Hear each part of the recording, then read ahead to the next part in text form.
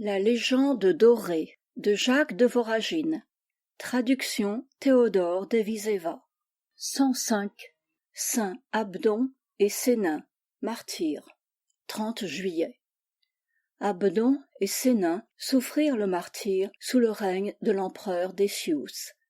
Ce prince, ayant conquis la Babylonie et d'autres provinces, y avait trouvé des chrétiens et les avait emmenés avec lui à Cordoue, où il les avait fait périr sous divers supplices. Alors, deux nobles de la région, Abdon et Sénin, ensevelirent les corps de ces chrétiens, ce qui leur valut d'être dénoncés à Décius, qui les fit enchaîner et conduire derrière lui à Rome. Là, en présence du Sénat, on les somma ou bien de sacrifier aux idoles et de recouvrer ainsi leur liberté, ou bien d'être livrés en pâture aux bêtes.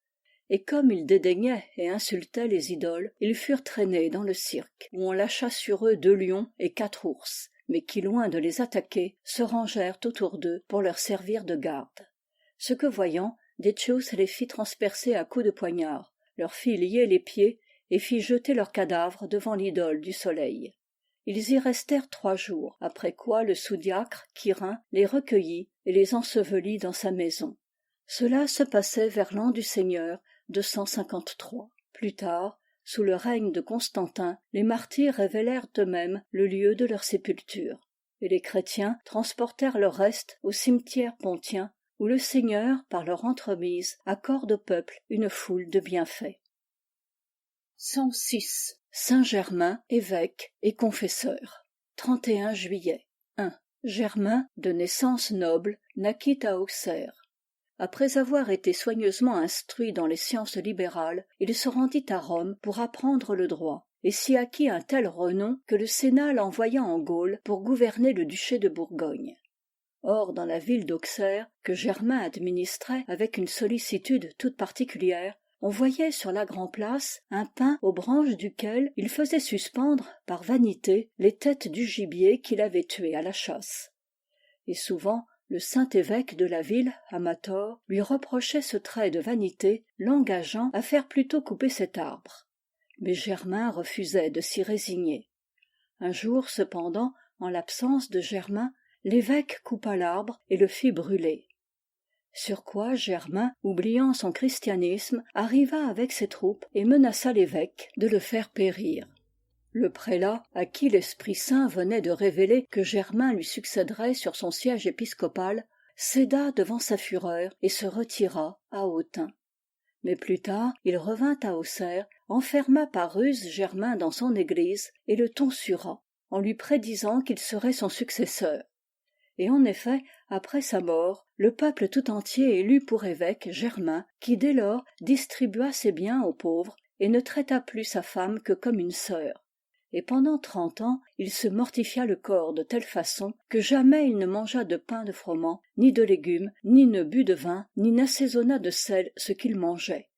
Ou plutôt, il prenait bien du vin 2 fois par an, à Noël et à Pâques, mais il y mêlait tant d'eau qu'il ne pouvait pas même sentir le goût du vin. Le soir, à son unique repas, il mangeait un pain d'orge où il avait d'abord semé des cendres.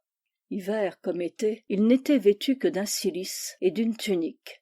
Et ces tuniques, quand il ne les donnait pas à quelqu'un, lui duraient jusqu'au jour où, de vieillesse, elles tombaient en morceaux.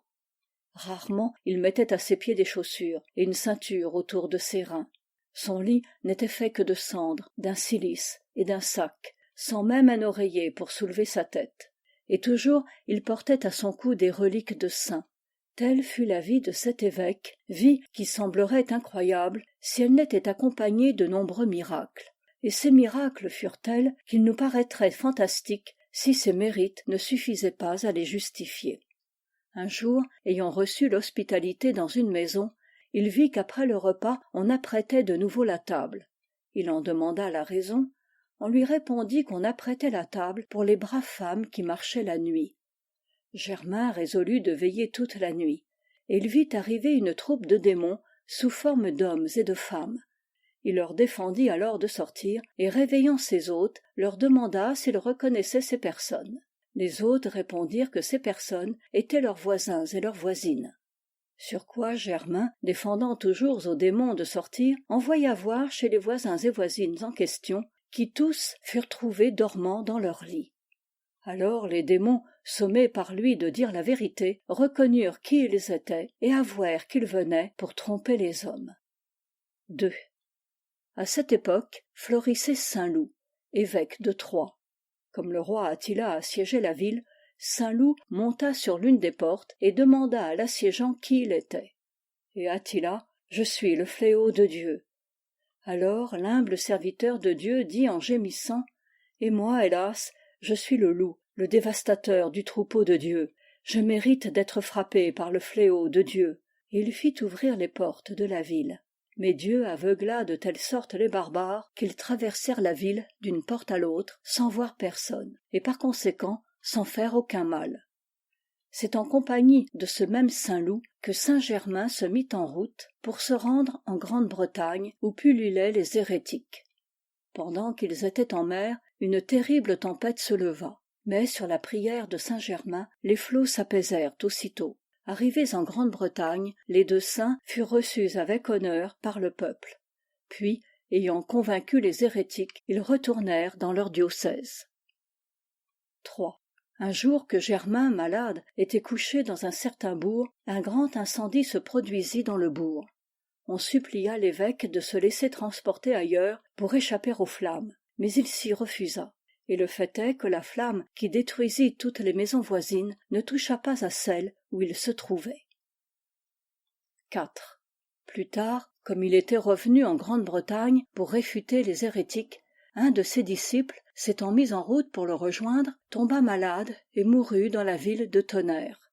Et Saint Germain, lors de son retour, s'étant arrêté dans cette ville, fit ouvrir le sépulcre et demanda au mort s'il désirait de nouveau lutter à ses côtés. Mais le mort, se relevant, répondit qu'il était si heureux qu'il préférait ne pas se réveiller. Le saint y consentit, et son disciple, baissant de nouveau la tête, de nouveau s'endormit dans le Seigneur. 5. Pendant qu'il prêchait en Grande-Bretagne, le roi de ce pays lui refusa l'hospitalité ainsi qu'à ses compagnons. Mais un porcher, qui se rendait chez lui, ayant vu Germain et ses compagnons épuisés de faim et de froid, les recueillit dans sa maison et tua pour eux le seul veau qu'il possédait. Or, après le repas, Saint Germain fit rassembler tous les ossements du veau sous la peau, et à sa prière, Dieu rendit la vie à l'animal. Le lendemain, l'évêque vint trouver le roi et lui demanda, avec force, pourquoi il avait refusé l'hospitalité. Le roi, surpris, ne savait que répondre.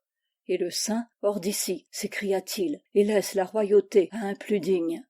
Puis Germain, sur l'ordre de Dieu, fit venir le porcher et sa femme, et au grand étonnement de tous, il proclama roi cet homme qui l'avait accueilli.